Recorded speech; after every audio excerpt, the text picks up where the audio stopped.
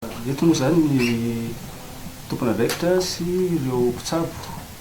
eto anivon'ny hôpitaly raha vao Lalina-Valina mampafantatra atsika ny tranga izay azo adika amin'ny teny gasy hoe falabozina na Ara-Tsakafo zany izay nanomboka andraisana tanana teto nanomboka omaly zany. Tokony teo an-tamin'ny roa teo zany nanomboka tonga tsikelikely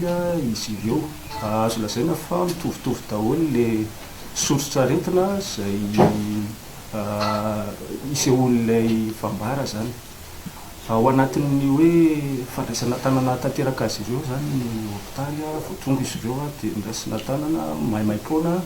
nomena ny fitsaboana sy vojaina arak'izay azo atao teto anivon'ny hôpitaly zany niraisana tanana tanteraka avokoa izay rehetra tonga.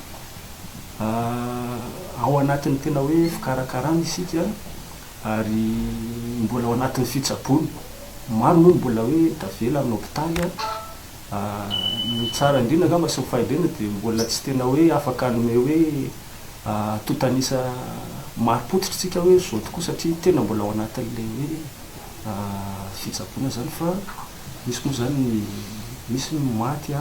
fa mbola maro ihany koa no raisina tanana nefa mbola tsy fantatra ihany koa hoe mety mbola misy ho avy. Izy ity moa zany tsy hoe ny hôpitaly Ravoaly ihany mety nandray sy nandehanan'izy ireo dia izay indrindra manko no tsy dia tsara hoe